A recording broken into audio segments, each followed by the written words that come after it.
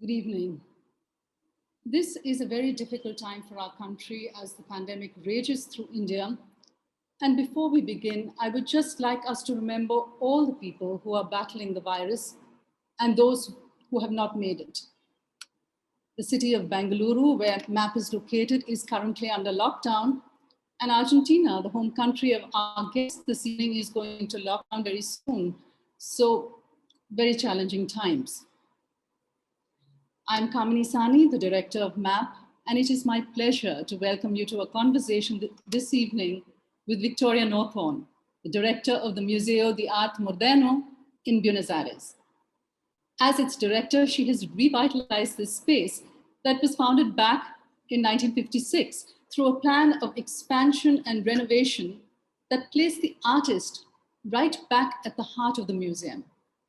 The Moderno is focused on art from Argentina with about 7,000 works in the collection. Victoria brings this wonderful expanse of experience to what she does, having worked both in South America and in the West. She has worked at the MoMA and the Drawing Center in New York, and back in Argentina at the Malva in Buenos Aires. With this strong museum background, she decided to strike out on her own as an independent curator, and for the next 8 years produced some extraordinary work, including curating 3 biennials at Pontevedra in Spain, the Mercosul in Brazil, and Lyon in France. Under her leadership, the Moderno draws its strength from the local scene while remaining open to conversations from outside that can enrich the dialogue. I first met Victoria 3 years ago at the CIMAM conference in Stockholm. CIMAM, as many of you know, is a global network of modern and contemporary art museums, where she made this riveting presentation on the revival of the museum. And it's wonderful to begin the series of conversations with someone who is not only full of ideas, but the ability to make it happen. Victoria, welcome. I thought it would be interesting to begin with location, for you to tell us about the city you live and work in, because when one thinks of Argentina, you think of scintillating soccer, the sensuousness of the tango, delicious steak and wine, and on the other hand, the threat of spiraling debt. But Buenos Aires has this really exciting cultural vibe. So what turns you on about the city that you live in? Thank you so much, Kamini. I'm very, very honored by this invitation, and I want to thank you very, very heartfeltly, however you say that. And I also want to thank Shruti, Rao, and all your team. You have been also wonderful these days and patient, even if we're going through these very challenging times. So thank you very much. I feel very honored by the invitation.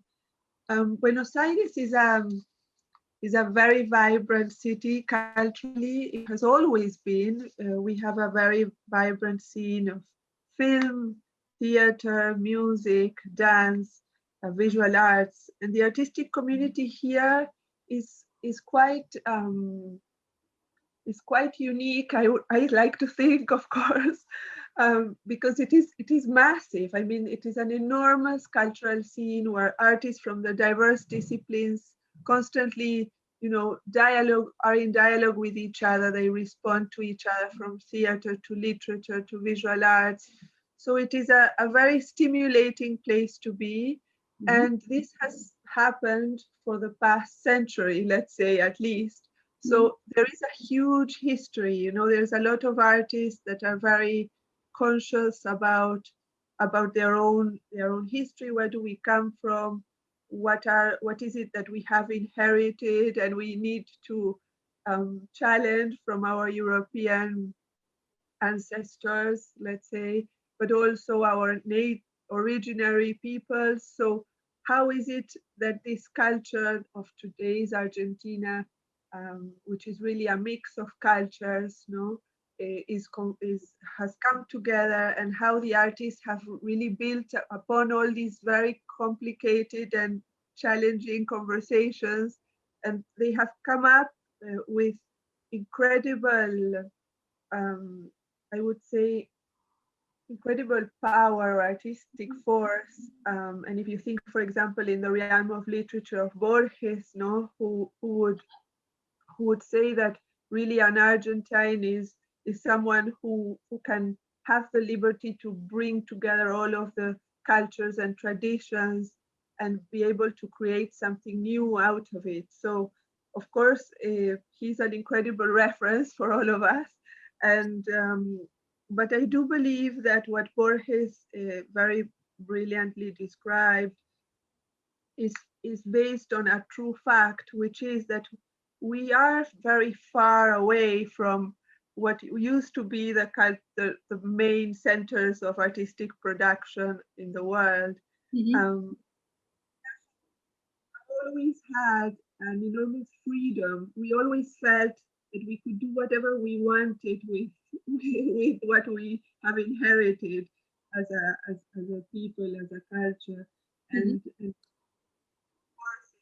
in that being away and that being far away from those centers of analytic Mm-hmm. sometimes constraint in many ways. So it is I think a very interesting place to be where we can look back into history, but we can also bring into this process of revision an enormous amount of criticality, you know. So you have as you do in India, as we are in different parts of the world, really revisiting what is it that we have inherited from the North, let's say the Euro North American canon, and looking at our strengths and looking at how is it that we have a lot to offer from our own artists and culture. And Yeah, I know you talk very movingly about how important the artists are to the whole community and the whole art revival. So some institutions are about the collection, others about curatorial narrative, but you revived the Moderna with the artist community at the heart of it. So how important has the artist's role been in invigorating the museum and also all these references between the different disciplines? So it's not only the visual arts, but I think as well in Buenos Aires, there's so much of an intersection of literature, art, and all of that. So I want to know how you have used that to invigorate the museum.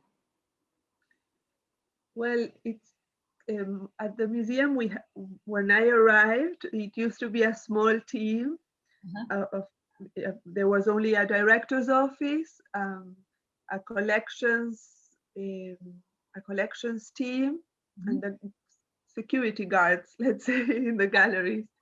And we, when we arrived, I had been invited to this position by the mayor of the city, and and I had proposed, of course, a full project. How should the museum be composed? Which should be the departments? Which should be the budget? A 5-year plan of exhibitions, etc.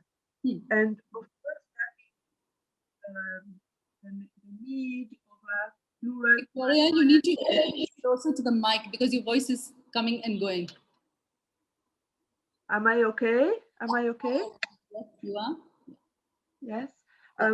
So one of the very clear needs that I had in mind was the urgency, let's say, to construct a plural curatorial team where there would be not just one director, but several rigorous academic and curious and enthusiastic curators who would be specialized in different realms of the history of Argentine art, including the contemporary, of course, and that would be able to bring into the museum, all the narratives of all the artists that we admire. And there was a with our own artistic community. The institutions in Buenos Aires had for a few decades been focusing more on showing, let's say, blockbuster exhibitions or interesting exhibitions of international artists, but not focusing so much on our artistic community.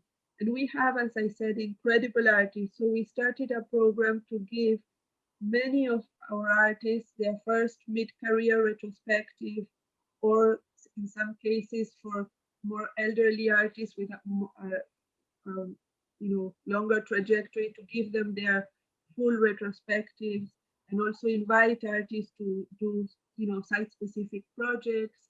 And all the while we had a curator, a team of 2 film curators and 2 music curators, and of course the education department. So we were able to build a team of, let's say, professionals, enthusiastic professionals, looking at culture and looking at what was happening around us and trying to bring that into the museum.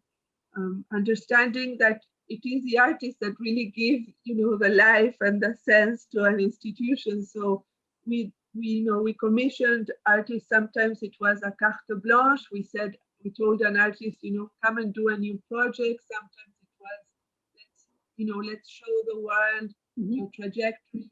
What does it know about? And in other cases, it was, how would you work with our collection? What kind of, how would you approach our collection? And, you have the collection at your disposal. Do with it what you dream about it. So we have done very, very different things. It's very difficult to put it all in a nutshell, but we do have a website where you can navigate. Yeah, you were talking about the Northern canon, and how you had to resist. I read something which I was really struck by with you, which you said of that time, and I quote you: "Every artist I met, I demanded that I underwent a process of unlearning from my New York experience and of learning anew how to look, how to approach an artist's work, how to understand how his or her practice would respond to our Southern context." So, what did that really mean for you as a curator coming back from New York, from the West, from all that you had learned previously, and as a director leading an institution? Well, first, as a curator, thank you, Kamini, for bringing that up that I hadn't heard for a long time. But it was a very crucial moment in my, let's say, professional experience. And it was a moment of realization, that I had been trained, let's say, in this Euro-North American canon in New York with my graduate studies. And I had been working very actively at the Drawing Center in a very beautiful program called the Viewing Program, which existed at that time, which led at the time to what they were called the selections exhibitions of emerging artists, which were very beautiful. And of course, all the artists would present their sheet of slides. At the time, there were no digital portfolios yet.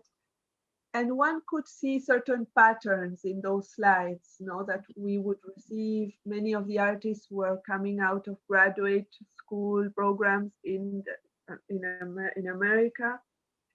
And there were patterns, and there was this sense that the artist should fit certain patterns, and that if a sheet of slides was not coherent, the artist was a bit lost or confused or something. And when I arrived to Argentina, I'm sort of simplifying, but if I would ever receive a sheet of slides, which I never did, because the artists were they were not market driven, so nobody was presenting a sheet of slides to anyone because there was no market. So you were in your studio, and if a curator was interested, the curator should go in and try to make a sense of it, and it's the curator's job. It's not the artist's job to present themselves. So first, that was very different. And then see a sheet of slides by an Argentinian, let's say at the time, would of course be absolutely different every single work that you would see. Why? Because there was no speculation for a market, for a discourse, for a marketing situation.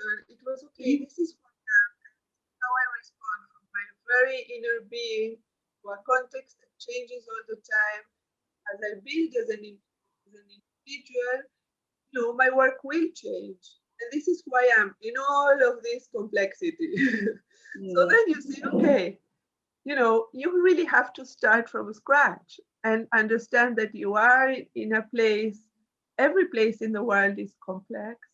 And the most beautiful thing I think that a curator can have before an artist is humility, and go into the studio and say, okay, I need to learn. Like, tell me your story from scratch, and let's navigate these waters. And there is so much when you take out all of the preconceptions of what you should find in an artist, and you go, let's say, on a white sheet of paper, then the story, when the art is true and powerful,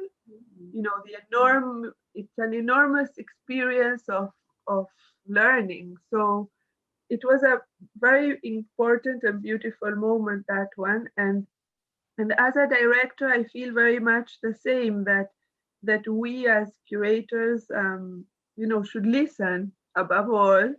And I feel I'm surrounded by a team today of curators that are extremely passionate and humble, and that are very, understand the true force of an artist. So I think that is what hopefully makes our institution relevant. I like to think that it is, a team, an enormous team. It's the artists, it's the curators, it's the editors of publications, the educators, the communicators that try to, enliven the conversation. So it's a beautiful job and a huge responsibility to undertake. Yeah, I understand that, because a museum is always teamwork. There are so many people to come together to create an exhibition. And I was quite interested in that point you were talking about curators. I mean, in the sense there's a certain language we speak. And I remember someone telling me, I mean, are you all talking to yourselves? Or, I mean, you need to make exhibitions accessible and interest. You need not only to be talking to yourself, you need to be out there communicating with the world at large. That is what you're doing with an exhibition. It's the public you need to be talking to as well. And I think that's really something that struck me when I started curating, and somewhere midway through my curation, trying to do that. So I think as a museum, the challenge is really to create an experience that's new and engaging, that touches the right notes in terms of enjoyment and learning. And you actually reconstructed one of Argentina's iconic exhibitions, La Menezuna, which was presented almost 50 years ago. And I remember the tape describing it as a forensic reconstruction, with the museum turning into a sort of conservation lab. So it was art history, it was conservation, it was textile production, contemporary theory, all that came together in this experiment. But it was an exhibition that amazed and delighted audiences. So I really wanted you to tell us more about it and how you managed to achieve all these objectives through this exhibition. Well, our very first ally, of course, is and was Marta Minujín, no, the artist, who's a very vibrant person with a full personality and extraordinary extraordinary force and creative, an enormous creative spirit. And Marta has an incredible memory. So we first invited Marta when I arrived at the museum and said, of course, Marta, this is your home, and whatever you want to do, we will do. That was the first thing I told her. And first she came, she had an unrealized project that she had always wanted to achieve, and we started working at that. And then after 1 month or two that we were trying to create the plans for that unrealized enormous installation that she had imagined back in the 80s, I believe.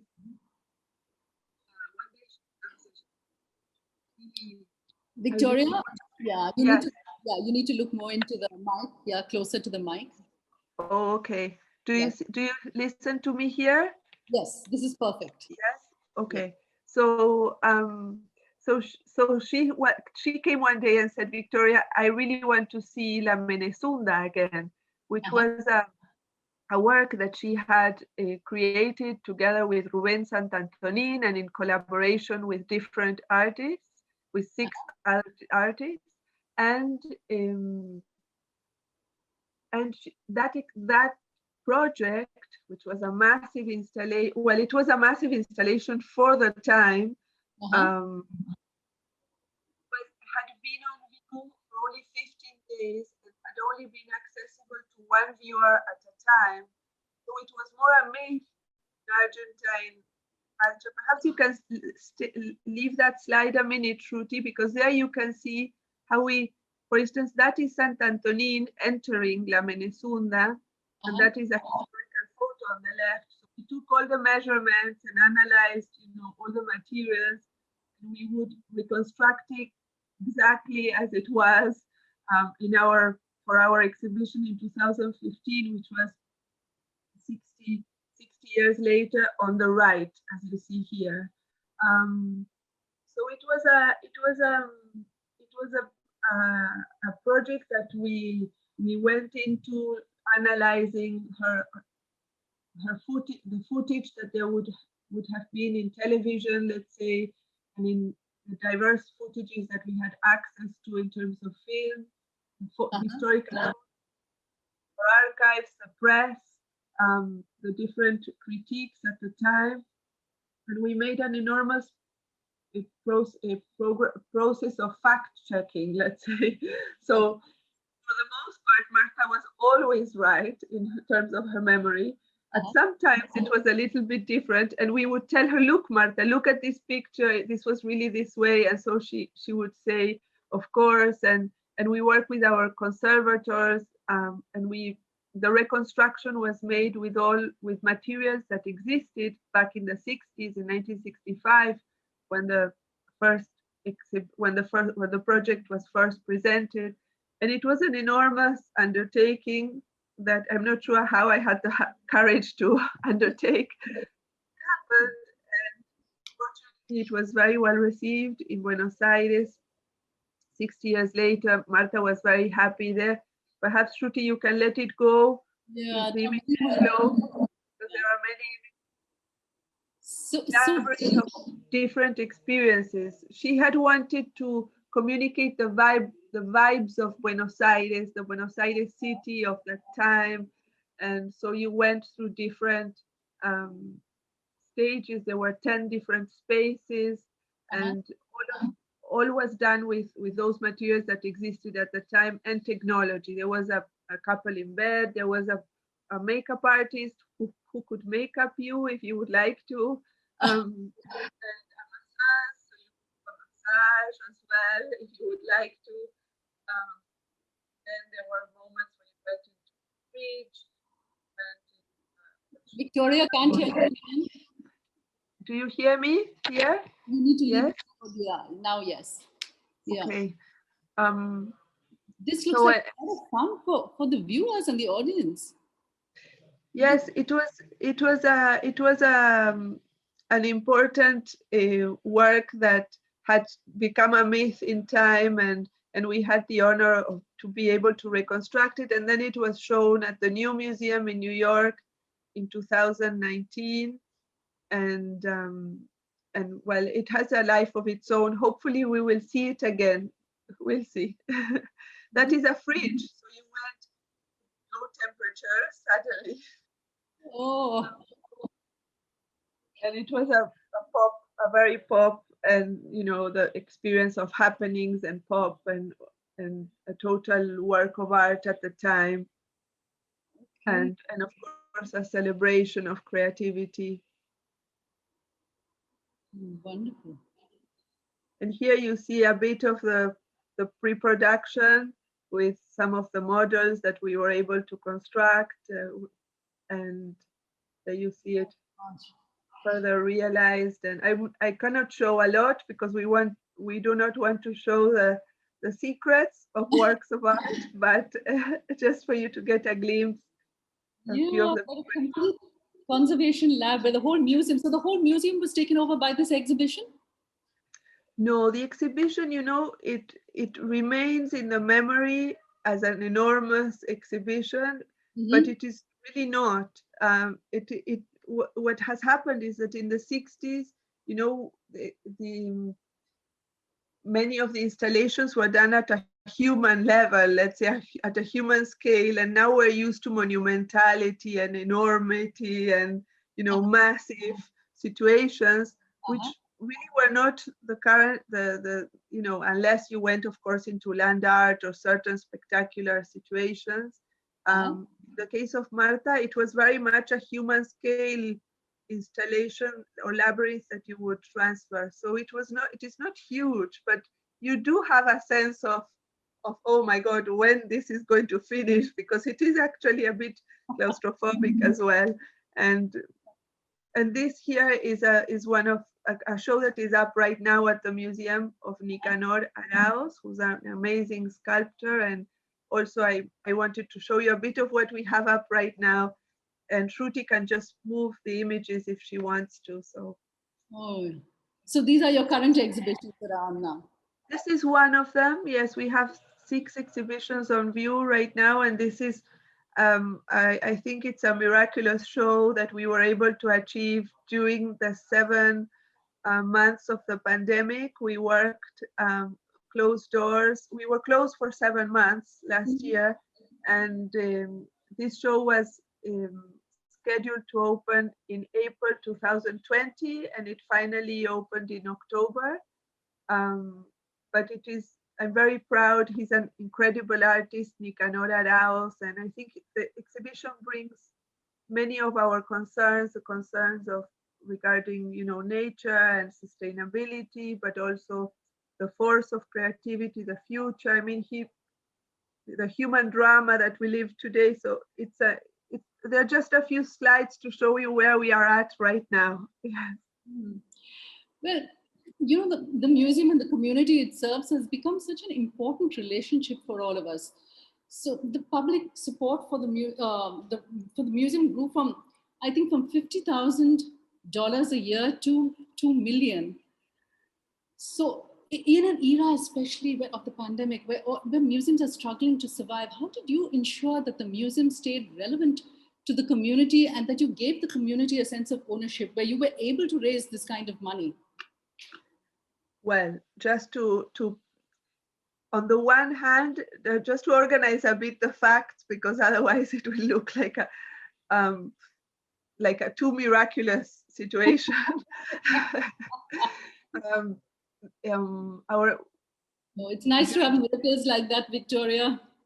During my tenure at the museum, during the past 8 years, we were able to, to build the budget. And so we did go from a budget that was very, very scarce to around a budget of $1.72 million a year, Mhm. sometimes 2.2. During the year of the pandemic, especially 2020, we are still going through it in Argentina, of course. Mhm. Um, During 2020, the government, this is a public museum, and the government was able to secure a vast majority of our positions, of all our employees. So I was very grateful for that um, negotiation, let's say, where I was able to secure, with the help of the government, the stability of my team. Mhm. Yet we the all the budget that was that had to go to programs, or that was originally conceived to go to programs but also to investments and maintenance, was cut off and went into the health um, urgencies. No, so Okay. in that situation, we had to do an enormous work of fundraising on the private sector to be able to continue our activities throughout the year, and to be able to support the artists throughout the closure of the museum and throughout this very difficult time. So we created a new virtual program Mhm. called Museo Moderno at Home, and we were able to commission and involve more than 200 artists from all over the country who participated, creating works or giving talks or debates or videos or proposing activities. A lot of work was done with our educators, and we worked creating proposals for families at home, for children at home, for teachers at home. We shifted our teacher training program from, let's say, the real training programs, the physical training programs at the museum, which we used to do. So we used to train 7,000 teachers a year at the museum, Yeah. and now we had to go virtually. But this, if one looks at the positive side of things, there was a very beautiful moment or circumstance of all this tragedy, which is that we suddenly became much closer to the rest of the country. So we were able to offer pedagogical materials and activities, teachers, training programs for teachers all over the country and for families all over the country. And our educators also work a lot with the autistic spectrum. Okay. And they develop integrated activities that are very beautiful for people who have the autistic spectrum. And that was also something that we could bring closer to people's at home. So yeah, it's been a very tough time, but it's a time of learning and trying to adapt and be flexible and try to be relevant, as you say. Yeah, I think the pandemic also has been a time of discovery for so many of us, because we've had to look for different avenues to explore, and that has really opened up a whole world for us. So there was a before the pandemic, and there is a now, but there will be an after, God willing. There has to be an after as well. So how are you preparing yourself and your museum for that time? Because how do we as museums cope? How do we evolve, and how do we transform? That is a very good question, and I'm not sure I have an answer for you. But I can tell you that we try. Last year, when we had to close our doors of the museum in March, 19th of March of 2020, I realized, in a way, that we were not communicating faithfully to our publics on the virtual side, on our digital platforms. That we used to present ourselves, let's say, as a space that makes exhibitions and nothing else. That's the only thing you would know about our museum on our website and digital platforms, was our activity of our exhibition activity. But activity is 1/3, let's say, of all of our museum activities, which a lot have to do with the education programs and social programs and publishing programs. So it was a time of, realization of your faults and weaknesses, and saying, okay, we really need to show what we do in another way. And it's been challenging in terms of how do you approach that, and how do you construct that. And we decided at the time to create an archive of the present in our website, to say, okay, this is who we are as a museum that tries to show this enormous artistic community that is our reason of being, let's say, that gives us our sense. And as we now go into our second closure, we closed for this. We were 7 months closed from March to October last year, and now in 2021 we closed our doors 10 days ago. And this is a moment of deep reflection. If we are going to be closed for a while, hopefully not for so long, what is it, that this institution needs to achieve to be further meaningful? And I think our let's say we had an enormous weakness in communication last year that we were able to tackle and accomplish, I think, a meaningful digital service. At this time, there is an issue of really saying, well, what else, how we can push our activities further to be really further engaged in the communities and their urgencies, in the different territories, and how can we really bring art, and the healing aspect of art into the different social situations.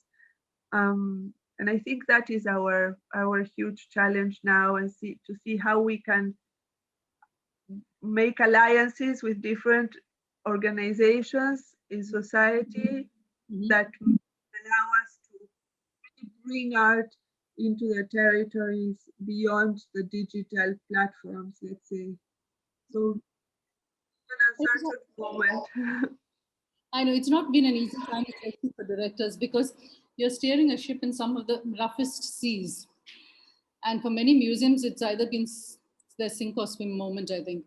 What, for you as a director, has been one of the most challenging moments of this time? Well, probably, as I said, it's this moment of closing our doors and realizing that, and knowing, let's say, that we had a force that we were not communicating, and finding that vehicle in order to show what the museum has to offer as a service.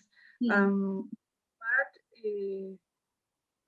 yes, I think I cannot imagine even think about a more challenging time than the present one, where we really have to think how is it that these institutions that are the museums can actually become in time a very lively and vibrant and stimulating institution. Yeah.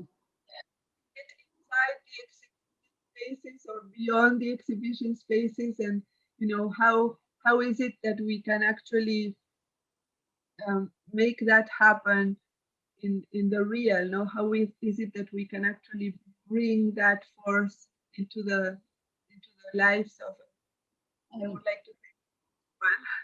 But of course, it's a utopic thought, but I do think that utopic thoughts leads to action. So we're in the middle of that moment, and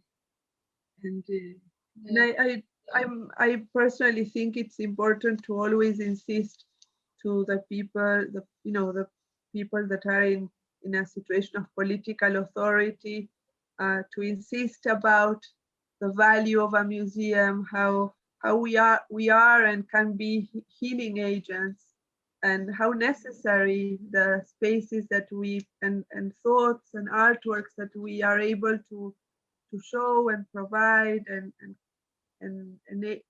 enable access and visibility to, how important is the work of artists to really understand that that society and the world can be different if we listen a bit more to the artist's visions, to the artist's own designs for another society, for another world, for another ecological dynamics.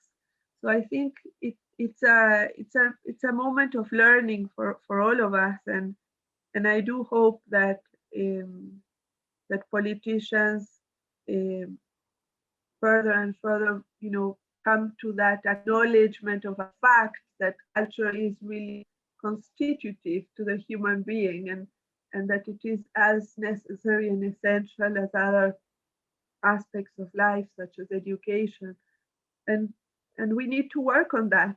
I think you wrote to me the other day that how is it that we can join forces, museums in the South, and I think that is such a beautiful thought and need, and it is necessary. It is necessary to not only leave it on a as an as a phrase, let's say, as an enunciation, but okay, what do we do with it, you know? And it's a time when I think museum directors all around the world, you know, we really have to come together and work thoroughly on repositioning the museum as an agent of possible change and transformation and goodness, let's say, for society.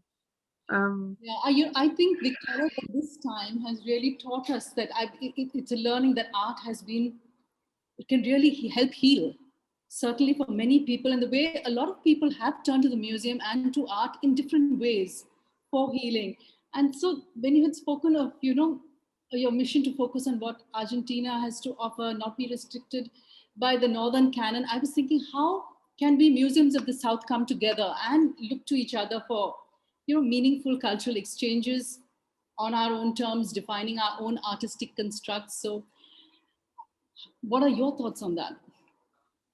Well, I think it's happening, no, slowly. I do think, as I said, that probably we need, you know, there is Imam as an organization that involved with, in which we are working towards that. But I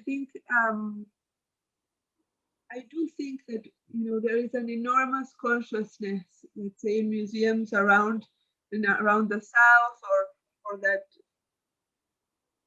that are really not in line with the Euro North American canon, that, you know, we need to assert our own identities and put those identities on the fore, and, you know, value them as such, and understand how is it that we are constituted as a people and as a culture, and understand that we have a lot to bring towards that conversation, if we need to still have that conversation. But I think there are a lot.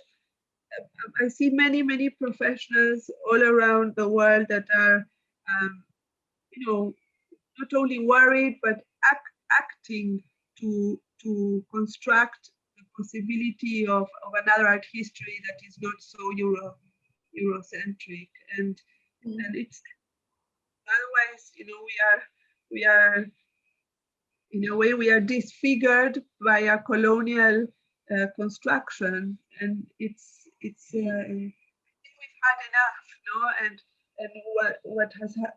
what the movement Black Lives Matter has brought to all of us is a deep consciousness of, well, there's a limit, no, to everything, and we need to tackle that limit. We need to establish it. We need to say, you know, okay, we can acknowledge, you know, history until a certain point, but let's revisit it. Let's look at it again. Let's challenge it, and let's look at that history from our own perspectives, no?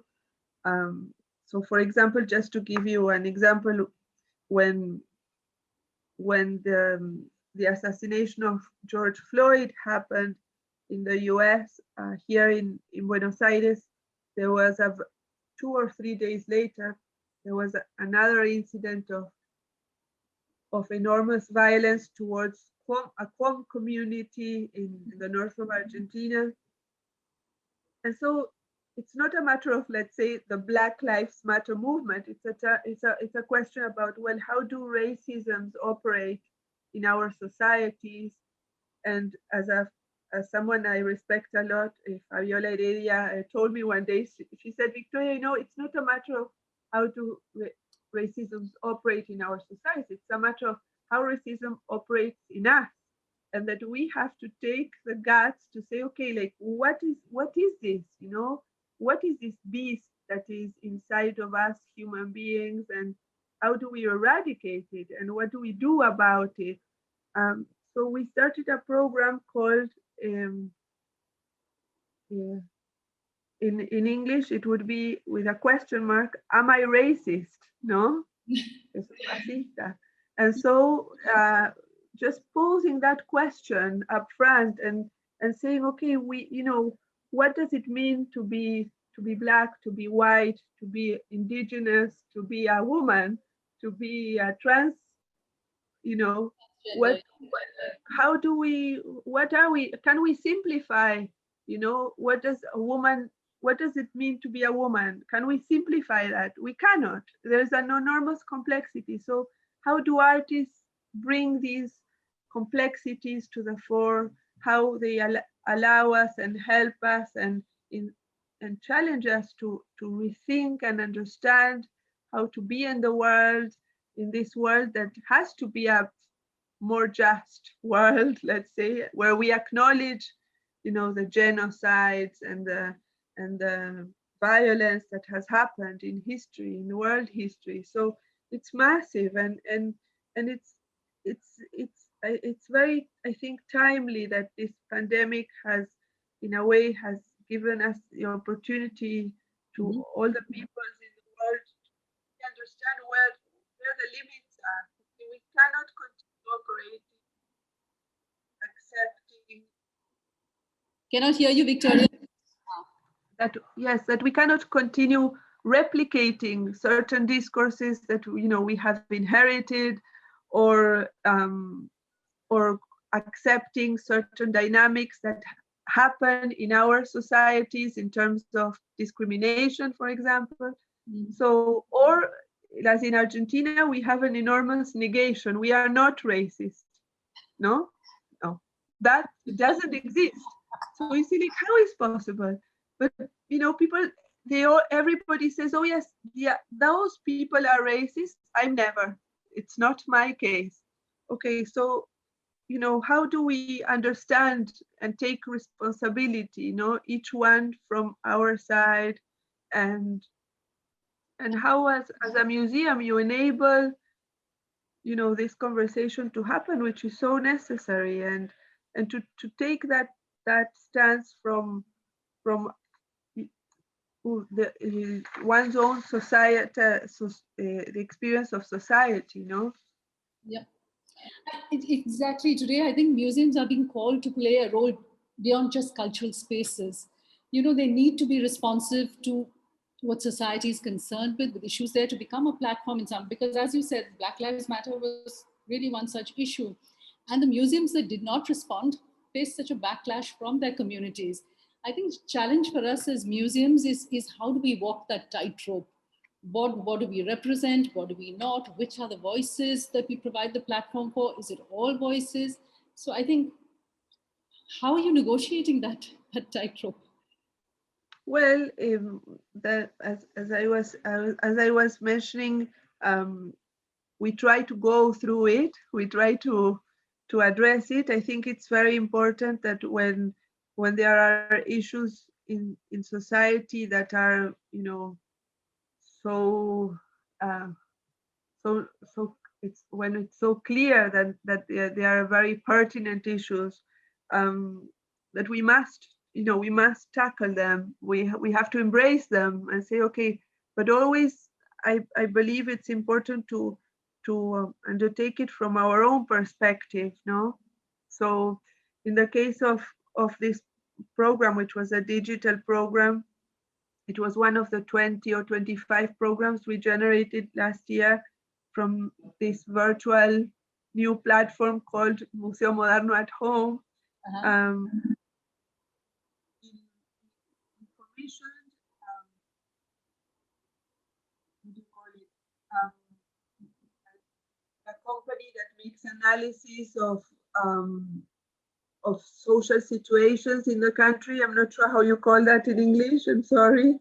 And so there was we commissioned this study on how does racism operate in Argentina. Yeah. And for example, we understood that one of the results of this analysis was that in Argentina, discrimination is not only related to race, but it's related to our social status, to the way we dress. The matter, you know, is a very complex matter that has to do with our own situation, and interesting when you when you see that as a, let's say, as a study, as a diagnosis, and you look at Yeah, works proposed by the artists, it suddenly it becomes, everything becomes so clear, and the voice of the artists that are demanding, change, becomes so pertinent, and you have to show it. You It's not, it's let's say it's a given and common sense that when something so clearly urgent appears in the face of a contemporary art museum, well, you have to bring it into the institution and embrace it, and hold give it that. society, right? Because I remember when Black Lives Matter happened, so many Indians were horrified at what happened there. But uh, when we look at our own societies, and there's so much of a caste structure here, there are the way we treat the Dalits. So but I very quickly want to bring in our audiences here because I can see some questions. And Jay Jayaraman, closely associated with MAP, delighted to have a question from him. He asks, how do we export the feeling of Bariloche outside Argentina?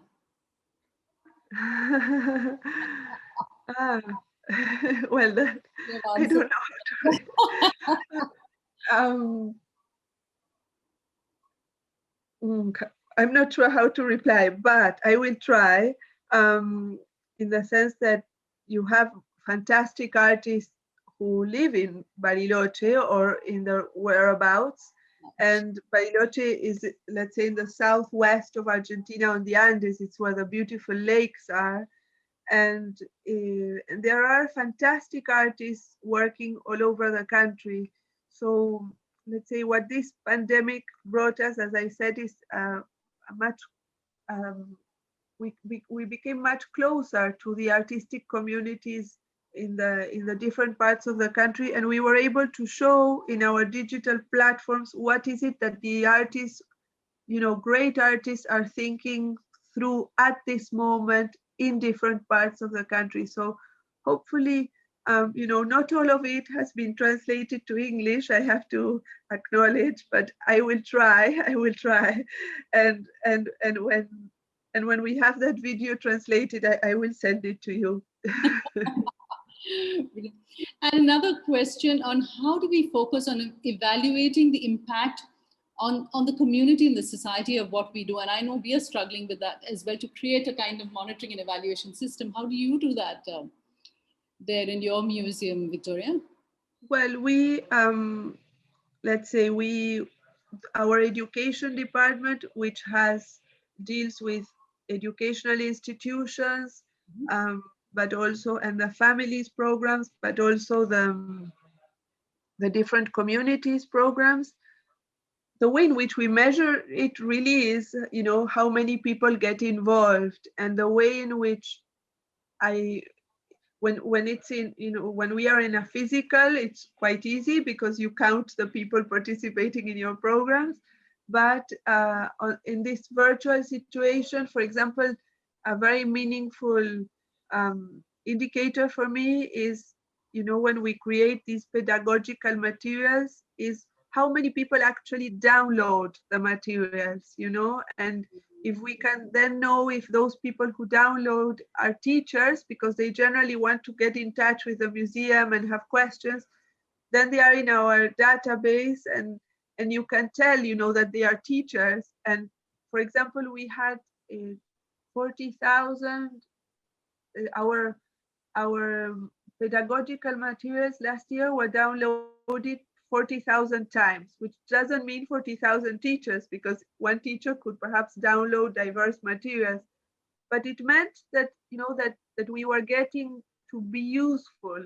Let's say that we had a service to give to the teachers at home during this very long lockdown of 7 months, and that is rewarding. And one starts to build up on those kinds of numbers, if you wish. But of course, there is also the quality component, no? So, for example, we work a lot on the mental health Yeah. real. Yeah. We work with a hospital close by, a psychiatric hospital. And it's a very beautiful program that happens throughout the entire year, but it happens for only 10 mental health patients. And for me, that is enormous. You know, Absolutely. even if it should be, it's not about, thousands of people. It's 10 patients that come to the museum or are in dialogue with the museum during the year. And what the doctors tell us, which is very beautiful, is that when they deal with art as a group, the doctors and the patients, there's no hierarchy. And something that is that happens always in hospitals and medical institutions is there's absolute hierarchy, the doctor and the patient, and that is never challenged. But here, when they are in front of an artwork or dealing with artworks printed on paper, there is this situation where there's this beautiful moment of the expansion of the imagination of the mental health patients and the doctors. And of course, I like to think that the imagination of the mental health patients must be so much more interesting, but that is only my bias. So apologies to the doctors who are listening. But it's this moment where really in the face of art, you have a possibility to communicate on another level of your brain and imagination and force of the human developing person. So it's a combination of numbers. Let's see how do we reach And quality. that, and what is it that you provide, no? But I love the idea of art upturning that whole hierarchy. That's also interesting as well. But Yes. it's been wonderful to be led through this whole walk through your whole journey as a director, as a curator. And thank you so much, Victoria, for spending this time with us and sharing your thoughts. Thank you, Kamini. I feel very honored, and I loved your questions. They are very challenging, and I hope I have the time to pose the opportunity soon to invite you to and pose to you probably your same questions. Thank you very much. Always easier to ask the questions than to answer them. And I want to thank Martha for her interpretation. With all the enormous, wonderful vibe that I perceive. So I have to start my own training on sign language. Thank you, Martha, for that excellent help for us during this Thank you, ma'am. doing the sign language interpretation. So thank you, Victoria. I thank you all for watching and joining us. And do come again when we have our next director's cut in June. So good night and thank you. Thank you, Victoria. Thank you, Kamini, and everyone at MAP. Thank you so much. And congratulations. Thank you. Good night.